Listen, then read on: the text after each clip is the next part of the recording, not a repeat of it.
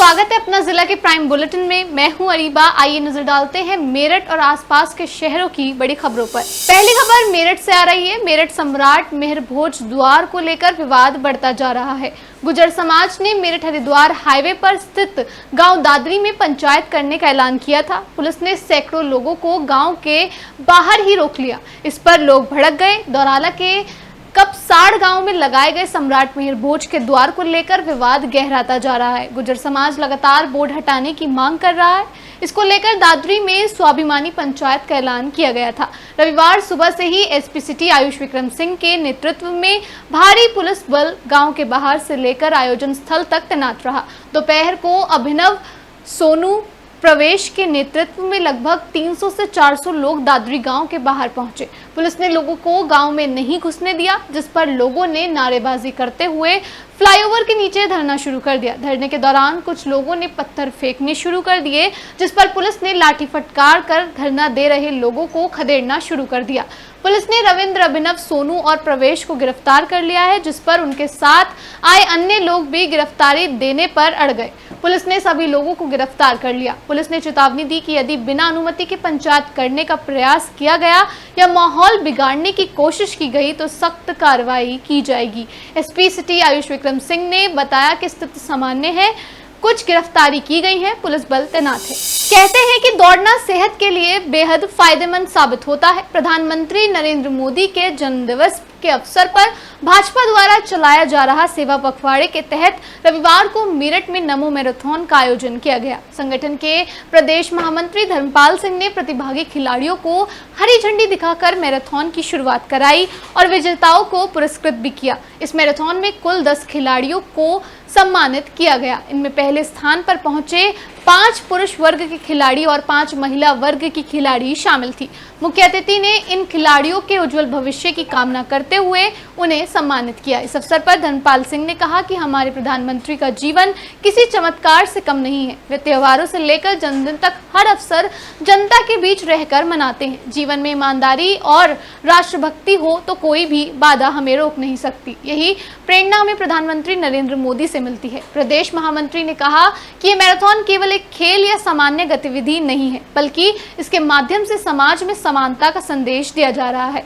जिस प्रकार इस मैराथन में पुरुष, महिलाएं, युवा, बुजुर्ग सभी एक साथ दौड़ते हैं, उसी प्रकार हमारे प्रधानमंत्री भी सभी को एक समान मानते हुए जनहित में कार्य करते हैं। आज नमो युवा रन का आयोजन किया गया है। इसका उद्देश्य है कि हमारे युवा फिट बने, फिट इंडिया का मूवमेंट नशे से दूर रहे और आत्मनिर्भर भारत की परिकल्पना को साकार करे। इन सब विषयों को लेकर युवाओं की एक विशेष नमो युवा रन का आयोजन आज इस मेरठ महानगर में किया जा रहा है। अपने जीवन में संघर्ष करते हुए बचपन में चाय तक बेची और लेकिन उनका जीवन इस प्रकार का एक उदाहरण है कि अगर जीवन में ईमानदारी और राष्ट्रभक्ति हो, कोई भी बाधा सामने नहीं आती। आज उनके जीवन जन्म दिवस 17 सितंबर से 2 अक्टूबर तक हम सेवा पखवाड़ा मना रहे हैं। इस सेवा पखवाड़े में स्वास्थ्य शिविर लगाते हैं, वंचित और गरीब लोगों को स्वास्थ्य सुविधाएं मिले। इसमें हम रक्तदान शिविर करते हैं, जिसके माध्यम से जीवन बचाने का संदेश देते हैं।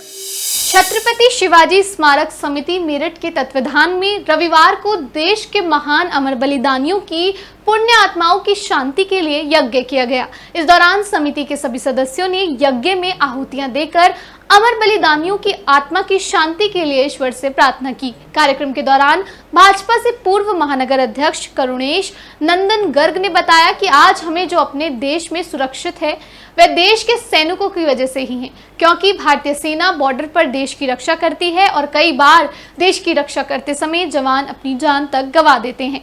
उन्होंने कहा कि आज का ये यज्ञ उन शहीदों के लिए किया जा रहा है जो दिन रात मां भारती की रक्षा करते हुए हंसते हंसते अपने प्राणों का बलिदान दे देते हैं। करुणेश नंदन गर्ग, महामंत्री छत्रपति शिवाजी स्मारक समिति। आज पितृअमावस्या है। भारत पक्ष की कृष्ण भादो की माह की कृष्ण पक्ष की अमावस्या ये पितृ अमावस्या के रूप में वर्षों से चली आ रही परंपरा है। इस दिन हम लोग सनातन परंपराओं के अनुसार अपने अपने जो पितृ हैं, हमारे जो पूर्वज हैं, उनका स्मरण करते हैं, उनका नमन करते हैं और उनकी स्मृति में हम दान पुण्य करके, हवन यज्ञ करके और उनकी आत्मा की शांति की भगवान से प्रार्थना करते हैं।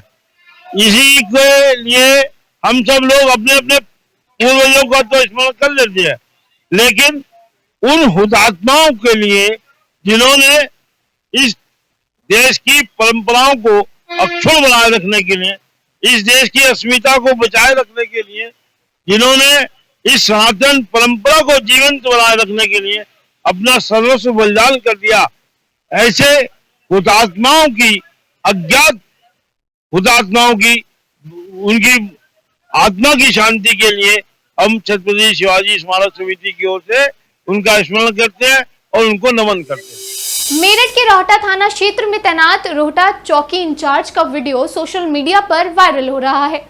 वायरल वीडियो में चौकी इंचार्ज नशे की हालत में नजर आ रहा है और खुलेआम नॉन वेज की मांग करते हुए दिखाई दे रहा है। बता दें, साहब एक दो बार नहीं बल्कि कई बार नॉन वेज की मांग करते हुए दिखाई दे रहे हैं। अब जरा सोचिए, जिनके कंधों पर कानून और व्यवस्था की जिम्मेदारी है और अगर वही नशे में धुत होकर इस तरह की हरकतें करेंगे तो जनता का विश्वास पुलिस पर कैसे कायम रह सकता है। हालांकि वायरल वीडियो लोगों में चर्चा का विषय बना हुआ है। आप वीडियो में साफ देख सकते हैं कि कैसे चौकी इंचार्ज मीट खत्म होने पर दुकानदार को धमका रहा है और बोल रहा है कि अगर दुकान चलानी है तो कल चौकी पर 1.5 किलो चिकन भिजवा देना, नहीं तो परसों दुकान नहीं खोल पाओगे। वहीं दुकानदार ने इस पूरी घटना की वीडियो कैमरे में बना ली और सोशल मीडिया पर वायरल कर दी, जो पुलिस की कार्यशैली पर सवाल उठा रहा है। मेरठ जानी थाना क्षेत्र के टिमकिया गांव में अवैध खनन माफियाओं के खिलाफ ग्रामीणों का गुस्सा फूट पड़ा। शनिवार देर रात ग्रामीणों ने 4 ट्रकों को रोककर विरोध प्रदर्शन किया। ग्रामीणों का आरोप है कि ये रात भर लगातार ट्रक चलते हैं और अवैध खनन माफिया गांव और क्षेत्र की सड़कों से लाखों रुपए की मिट्टी बाहर भेजते हैं। ग्रामीणों का कहना है कि इस पूरे खुलेआम में स्थानीय जानी पुलिस की मिलीभगत है। टिमकिया गांव के लोगों का कहना है कि कई बार इस अवैध खनन की जानी थाना प्रभारी महेश कुमार राठौर से शिकायत कर चुके हैं, लेकिन कार्रवाई के बजाय खनन का धंधा और तेज होता जा रहा है। लोगों ने चेतावनी दी कि अगर अवैध खनन पर रोक नहीं लगाई गई तो वह आंदोलन के लिए मजबूर होंगे। रविवार को राष्ट्रीय लोकदल महिला मोर्चा की बैठक आयोजित की गई। इस दौरान राष्ट्रीय लोकदल के प्रति कर्तव्य निष्ठा और ईमानदारी से काम करने वाली महिलाओं को सदस्यता ग्रहण कराई गई। कार्यक्रम के दौरान राष्ट्रीय लोकदल की प्रदेश उपाध्यक्ष बीना सिंह ने बताया कि आने वाले दिनों में जिला पंचायत के चुनाव को लेकर राष्ट्रीय लोकदल पूरे तरीके से तैयार है और अधिक से अधिक लोग राष्ट्रीय लोकदल से जुड़े। इसके लिए राष्ट्रीय लोकदल के सभी सदस्य गांव-गांव जाकर जनसंपर्क कर रहे हैं और लोगों को राष्ट्रीय लोकदल के समर्थन में वोट करने की अपील कर रहे हैं। आज का कार्यक्रम हमारी नई कार्यकारिणी के बारे में है, जो हमारी नई सदस्य बनी है प्रदेश की श्रीमती सरला सिंह जी प्रदेश सचिव बनी है, तो उनका स्वागत कार्यक्रम था। प्रेस वार्ता भी उन्हीं के बारे में थी और नारी शक्ति संगठन को आगे बढ़ाने के लिए हम लोग जोर शोर से लगे हुए हैं और साथ ही साथ हम सदस्यता अभियान को भी और धार देंगे। पहले से हमारी बहुत अच्छे से चल रही है, लेकिन हमारे नए लोग जो जुड़े हैं वो भी और हम लोग भी और अच्छे से काम करेंगे और जिला पंचायत में होने वाले चुनाव में महिलाएं भी बढ़ चढ़ के भाग लेंगी। तो यही हमारा प्रोग्राम है और नारी शक्ति को जगाने का घर घर दस्तक राष्ट्रीय लोकदल नारी शक्ति संगठन। मेरठ में उस समय गर्व का पल महसूस किया जब मेरठ शहर की स्नेहा दीवान, जिन्हें प्यार से डॉली कहा जाता है, उन्होंने मिसेस इंडिया एशिया 2025 सीजन 3 के विजेता का ताज अपने नाम किया। इसके साथ ही उन्होंने मिसेस फैशनिस्टा का खिताब भी प्रदान किया। बता दें कि एशिया भर से आई 15,000 प्रतिभागियों में से केवल 72 को फाइनल के लिए चुना गया था, जिसमें स्नेहा ने आत्मविश्वास, शालीनता और दृढ़ संकल्प के साथ मेरठ का प्रतिनिधित्व किया और नई दिल्ली में फैशन मेरे की द्वारा आयोजित भव्य फिनाले में अपनी चमक बिखेरी। Grooming grooming, ramp walk, photoshoot और टैलेंट राउंड जैसे कठिन चरणों में उत्कृष्ट प्रदर्शन करते हुए उन्होंने ये उपलब्धि हासिल की। अपनी खुशी साझा करते हुए स्नेहा ने कहा कि ये जीत सिर्फ मेरी नहीं है बल्कि पूरे मेरठ की है। मैं चाहती हूँ कि हर महिला ये विश्वास रखे कि अगर ठान लिया जाए तो हम किसी भी मुकाम तक पहुँच सकते हैं। मैं मेरठ से हूँ और मेरे को ये टाइटल मिला है, क्राउन मिला है मिसेस इंडिया एशिया का, और थ्रू मराठी फैशन मराठी से। और ये इवेंट हमारा दिल्ली में हुआ था, रैडिसन ब्लू प्लाजा में। ये 4 days का प्रॉपर इवेंट था, बट ग्रूमिंग सेशन हमारा पूरा शुरुआत से रही है। 8 months की पूरी जर्नी रही है, जो बहुत ही टफ थी, बहुत हार्ड वर्किंग पूरा रही है, पूरा थ्रू आउट जर्नी में। अब बिल्कुल मेरठ के लिए मैं कुछ ना कुछ ज़रूर अच्छा करना चाहूँगी, बिकॉज मैं एक फीमेल हूँ, तो मैं फेमिनिस्ट में बहुत बिलीव करती हूँ। तो मैं वुमेन एम्पावरमेंट के लिए कुछ ना कुछ ज़रूर करना चाहूँगी। जो अपना एक ड्रीम मेरा है एक्चुअली, तो ड्रीम पूरा करने के लिए मैंने इनको अप्रोच करा और थ्रू रजिस्ट्रेशन करा। और इन मोर देन 15,000 जितने भी कंटेस्टेंट्स थे जिन्होंने अप्लाई करा था, उसमें 72 फाइनलिस्ट हुए, और उन 72 फाइनलिस्ट में रीडिंग कैटेगरी में मैं फिर winner Mrs India Asia select हुई। अब खबर गाजियाबाद से आ रही है। गाजियाबाद में शनिवार देर रात एक सनसनीखेज एनकाउंटर हुआ। क्राइम ब्रांच की स्वाट टीम ने कुख्यात अनिल दुजाना गैंग के सक्रिय सदस्य और 50,000 रुपए के इनामी बदमाश बलराम ठाकुर को वेव सिटी थाना क्षेत्र के अंडरपास पर घेराबंदी कर मार गिराया। ये घटना पुलिस कमिश्नर जे रविंद्र गौड़ के कार्यकाल में पहला फुल एनकाउंटर माना जा रहा है, जिसमें बदमाश ने पुलिस पर फायरिंग की, लेकिन जवाबी कार्रवाई में वे ढेर हो गया। गोलीबारी की इस मुठभेड़ में 3 पुलिसकर्मी भी गोली लगने से घायल हो गए। एडीसीपी क्राइम पीयूष सिंह और स्वाट टीम प्रभारी अनिल राजपूत के नेतृत्व में बनी टीम ने बलराम की तलाश तेज कर दी। बलराम, जो बुलंदशहर के जहांगीराबाद का निवासी था, जिस पर कुल 34 आपराधिक मामले दर्ज थे, जिनमें हत्या, लूट, रंगदारी और गैंग वॉर जैसे संगीन अपराध शामिल हैं। आधे से ज्यादा केस बुलंदशहर के विभिन्न थानों में दर्ज हैं। शनिवार रात वेव सिटी के अंडरपास पर टीम ने बलराम को घेर लिया। जैसे ही पुलिस ने उसे सरेंडर करने को कहा, उसने अंधाधुंध फायरिंग शुरू कर दी। जवाबी में पुलिस ने आत्मरक्षा में गोली चलाई, जिसमें बलराम को 2 गोलियां लगी। वे मौके पर ही ढेर हो गया। इस गोलीबारी में 3 कांस्टेबल घायल हो गए, जिन्हें तुरंत अस्पताल पहुंचाया गया। उनकी हालत स्थिर बताई जा रही है। पुलिस ने घटनास्थल से एक पिस्टल, जिंदा कारतूस बरामद किए हैं। अब खबर बिजनौर से आ रही है। बिजनौर में सनसनीखेज वारदात सामने आई है। पुरानी रंजिश में कुछ ग्रामीणों ने ताश खेल रहे ग्रामीण पर लाठी डंडों से हमला कर दिया। लोगों ने बीच बचाव भी किया, लेकिन हमलावर नहीं माने। आरोपियों ने हमला कर ग्रामीण को अधमरा कर दिया। बाद में ग्रामीण को सीएचसी में भर्ती कराया गया, जहां से उसे जिला अस्पताल रेफर किया गया, लेकिन रास्ते में उसकी मौत हो गई। गुस्साए ग्रामीणों ने मार्ग पर शव रखकर जाम लगाया। किसी तरह अधिकारियों ने समझाकर शांत किया। ये मामला गाँव सेह का है। गाँव में चमन सिंह परिवार संग रहता है। बताया जाता है कि चमन सिंह का 8 दिन पहले गांव के हरदीप से किसी बात को लेकर विवाद हुआ। तब तो किसी तरह मामला शांत हो गया, लेकिन हरदीप चमन से रंजिश रखने लगा। शनिवार देर रात चमन सिंह कुछ लोगों के साथ अपने घर के पास बैठकर ताश खेल रहा था। आरोप है कि हरदीप अपने साथियों के साथ वहां पहुंचा। उसने चमन सिंह को देखकर गालियां देना शुरू कर दी, जिसका चमन ने विरोध किया। आरोप है कि तभी उन्होंने चमन सिंह पर हमला कर दिया और उसे जमकर पीटा। गंभीर अवस्था में परिजन सीएचसी में ले गए, जहां उसे चिकित्सकों ने जिला अस्पताल रेफर कर दिया, लेकिन रास्ते में चमन की मौत हो गई। एसपी देहात विनय कुमार सिंह ने बताया कि मामले में आरोपियों के खिलाफ मुकदमा दर्ज कर लिया गया है और जांच की जा रही है। जांच कर कार्रवाई की जाएगी। मांग रहे हैं उस पे हम लोगों ने मुकदमा दर्ज करके अपने जांच शुरू किया। हमारे क्राइम ब्रांच टीम उसमें लग गए, हमारे एडीसीपी क्राइम और क्राइम ब्रांच के प्रभारी और बाकी लोग उसमें काम करना शुरू कर दिया है। तो उनको आज इनपुट ये मिला है कि उस पर रंगदारी वसूलने के लिए इस रास्ते से वो आएंगे।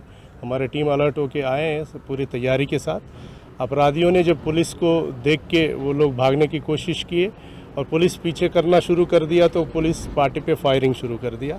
फायरिंग में हमारे पुलिस के व्हीकल में भी बुलेट्स लगे हुए हैं और पुलिस ने भी वार्निंग देते हुए उन पे फायरिंग शुरू किए और उधर से भी कुछ फायरिंग है। हमारे 3 कर्मचारी घायल हुए हैं और एक अपराधी को गोली लगी है। उनको उपचार ये तो हम अस्पताल पहुंचा दिए हैं।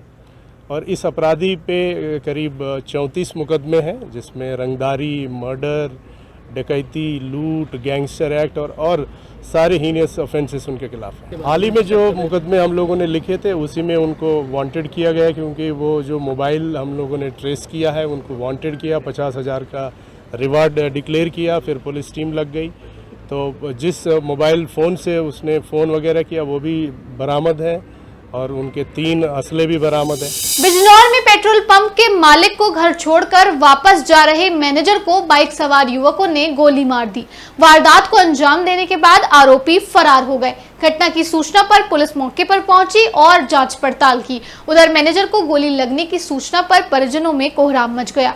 गंभीर हालत में मैनेजर को जिला अस्पताल से मेरठ रेफर कर दिया गया। ये घटना बिजनौर में बाईपास रोड पर हुई। बिजनौर शहर निवासी आमोक दीक्षित का बालवाली में पेट्रोल पंप है, जिस पर रतनपुरी गांव निवासी योगेंद्र शर्मा मैनेजर है। बताया जा रहा है कि वह बाइक से आमोक दीक्षित के साथ उन्हें बिजनौर उनके घर छोड़ने आए थे। बताया जा रहा है कि इसी बीच बुलेट सवार कुछ युवक उनके पीछे लग गए। वे बाईपास मार्ग होते हुए वापस जा रहे थे, तभी एक हॉस्पिटल के पास पहुंचते ही बुलेट सवार 3 लोगों ने उन्हें रोक लिया। रोकते ही उन्हें गाली गलौज शुरू कर दी। वे कुछ भी समझ पाते तब तक आरोपियों ने उनके पेट में गोली मार दी। फायरिंग होते ही आसपास के लोग एकत्र हो गए, जिन्हें देख आरोपी फरार हो गए। सूचना पर कोतवाली पुलिस वहां पहुंच गई और योगेंद्र को अस्पताल में भर्ती कराया। इसी बीच योगेंद्र के परिजन भी वहां पहुंच गए। उधर हालत बिगड़ने पर चिकित्सकों ने योगेंद्र को मेरठ रेफर कर दिया। शहर कोतवाल धर्मेंद्र सोलंकी ने बताया कि घायल की पत्नी वर्षा तहरीर पर गांव के तरुण और मंगल समेत एक अज्ञात व्यक्ति के खिलाफ मामला दर्ज किया है। मामले में कई संदिग्धों को हिरासत में लेकर पूछताछ की जा रही है। जल्द ही घटना का खुलासा भी कर दिया जाएगा। सरदार वल्लभ भाई पटेल कृषि एवं प्रौद्योगिकी विश्वविद्यालय का 18वां दीक्षांत समारोह सफलतापूर्वक संपन्न हुआ। इस अवसर पर 583 डिग्रियां व 26 मेडल प्रदान किए गए। इस अवसर पर राज्यपाल आनंदीबेन पटेल ने कहा कि देश की एकता, अखंडता और समरसता के लिए सरदार वल्लभ भाई पटेल ने अपने जीवन समर्पित किया था। राज्यपाल ने कहा कि आज महिलाएं ड्रोन दीदी बनकर कृषि क्षेत्र में बना रही हैं। नई पहचान नारी शक्ति और उसका स्वास्थ्य राष्ट्र की प्रगति का आधार बन रही हैं। पोषण, स्वास्थ्य, शिक्षा और आत्मनिर्भरता एक सशक्त समाज का निर्माण कर रहे हैं। हमारा देश प्रौद्योगिकी के क्षेत्र में बढ़ रहा है। राज्यपाल महोदय ने आंगनबाड़ी कार्यकर्मियों को किया किट का वितरण। राज्यपाल महोदय की अध्यक्षता में विश्वविद्यालय के सभागार में आहत की गई समीक्षा बैठक भी हुई, जिसमें विश्वविद्यालय को स्वच्छ, सुरक्षित और नशा मुक्त किए जाने के निर्देश दिए गए। आज के लिए इतना ही। अब चलते हैं अपने इनपुट हेड के शर्मा के साथ और जानते हैं संडे विद के में क्या है खास। थैंक यू अरीबा, शुक्रिया अरीबा, धन्यवाद अरीबा। जी हाँ, अपना जिला पर यह नया सेगमेंट हमने शुरू किया है, संडे विद के। जी हाँ, प्लेटफॉर्म कोई भी हो, लेकिन मुद्दों को उठाने के लिए आवाज में दम चाहिए, ईमानदारी चाहिए। जी हाँ, पत्रकारिता हमारा पेशा नहीं है, पत्रकारिता हमारा धर्म है, पत्रकारिता हमारी ड्यूटी है। और इस ड्यूटी को लेकर अपना जिला पर यह नया कार्यक्रम, जिसमें हम आपके मुद्दे उठाएंगे, साथ ही साथ लेकर आएंगे बाबा है। कोई पुराना कार्यक्रम नहीं, सारे कार्यक्रम नए, सारे चेहरे नए। जी हाँ, और अब संडे विद के में हम बात उस मुद्दे की करने वाले हैं जो मुद्दा बहुत महत्वपूर्ण है। क्या कहा आपने? MDA का अवैध निर्माण का मुद्दा, या पुलिस के दरोगाओं की उगाही का मुद्दा, या फिर तेल चोरी का मुद्दा? कोई मुद्दा नहीं। वो मुद्दा जो बहुत महत्वपूर्ण है, 40 सालों से चल रहा है, और वो मुद्दा है हाई कोर्ट बेंच की मांग का मुद्दा। हाई कोर्ट संघर्ष समिति लगातार अपने अस्तित्व में आने के बाद हाई कोर्ट को लेकर बार बार बहुत जोर की आवाज से सुनाने की कोशिश कर रही है, जगाने की कोशिश कर रही है राज्य सरकार को और केंद्र सरकार को।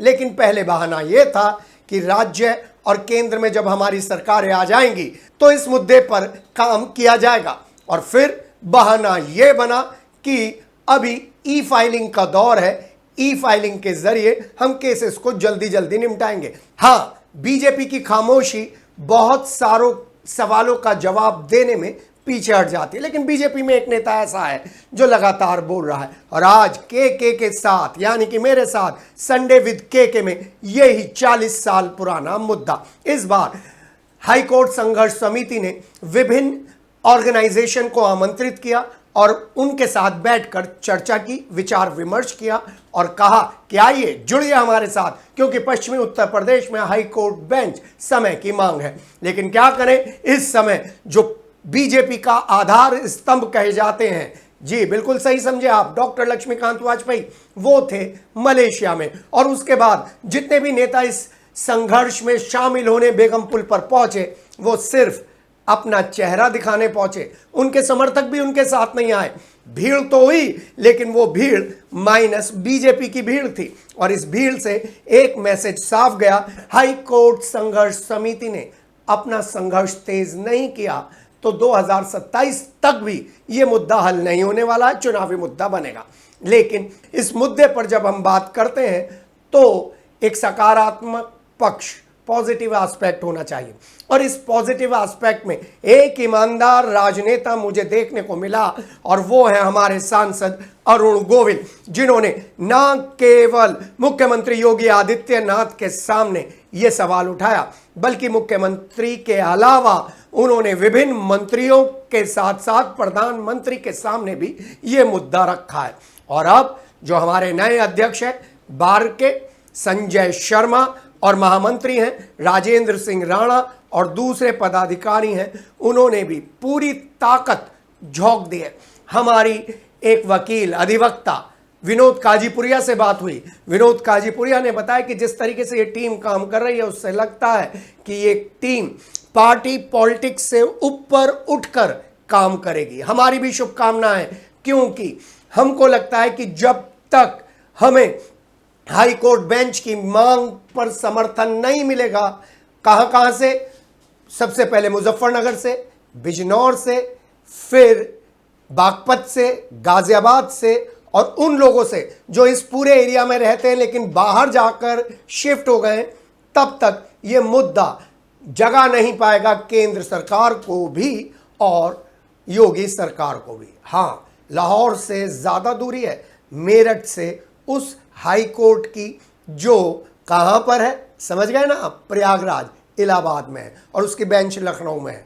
हाँ, इस हाई कोर्ट बेंच की मांग का समर्थन मिलने के बाद ऐसा भी हो सकता है कि पूरब और पश्चिम की लड़ाई आ जाए, फिर एक और लड़ाई हो जाएगी, हाई कोर्ट बेंच आगरा को दे या मेरठ को दे। लेकिन ये सारे मुद्दे बाद में हैं, पहले तो आपको, हमको, सबको एक होना पड़ेगा हाई कोर्ट बेंच की मांग के लिए। आज संडे विद के में ये पहला मुद्दा, और हम आपको आश्वस्त करते हैं कि जिस ईमानदारी से आपने हमें पहचान दी थी, हमारी आवाज़ को पहचान दी थी, उसी ईमानदारी से, उसी पुरजोर तरीके से, उसी कन्विक्शन के साथ आपका मुद्दा उठाएंगे। 22 जिलों के अधिवक्ताओं के साथ इस आंदोलन की शुरुआत हुई है, लेकिन ये आंदोलन क्या रस्म अदायगी भर तो नहीं रह जाएगा? ये सवाल है संजय शर्मा से और राजेंद्र सिंह राणा से। दोनों को नई जिम्मेदारी मिली है, और यही नई जिम्मेदारी हमें 2003-04 और बहुत पहले ले जाती है, जब धीर सिंह और कुंवर पाल शर्मा की टीम थी, जिन्होंने इस आंदोलन को उस मुकाम तक पहुंचाया था जहां पर सरकार के साथ बार बार बातचीत हो रही थी और सरकार बस झुकने ही वाली थी। तभी उन्हें बचने का रास्ता मिल गया कि राज्य की सरकार इस मामले को आगे नहीं बढ़ा रही है। लेकिन सवाल तो वकीलों से भी है, सवाल तो अधिवक्ताओं से भी है, क्योंकि अपने मुवक्किल के जटिल से जटिल केस जिताने वाले ये वकील, ये अधिवक्ता अपना केस हार जाते हैं, और जैसे अपना केस हारते हैं वैसे ही पश्चिमी उत्तर प्रदेश में हाई कोर्ट बेंच की मांग धीमी पड़ जाती है।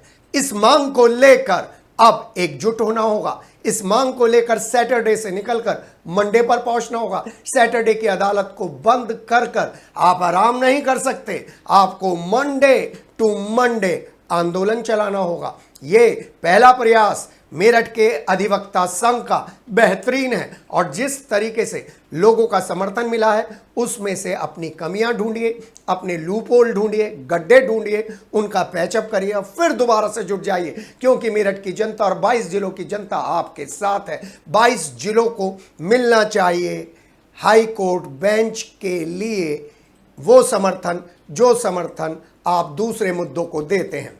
सबसे बड़ी और अंतिम बात यह है कि उन लोगों को पॉइंट आउट करिए जो आपके आंदोलन को कमज़ोर कर रहे हैं, जो पार्टी के चेहरे हैं, जो पॉलिटिक्स जिनका कर्म है, उन सबको दरकिनार करिए और आप फिर से इस आंदोलन को खड़ा करिए। हाँ, हाथी और साइकिल के साथ मत चलिए, पंजे और कमल के फूल के साथ मत चलिए, सिर्फ काले कोट और हाई कोर्ट बेंच के साथ चलिए। बहुत बहुत शुभकामनाएं अपना जिला की। और अपना जिला आपसे वादा करता है कि संडे विद केके में ऐसे ही ज्वलंत मुद्दे उठाए जाएंगे जिससे हमारी पहचान बरकरार रहे। प्लेटफॉर्म जरूर बदला है, तेवर नहीं बदले।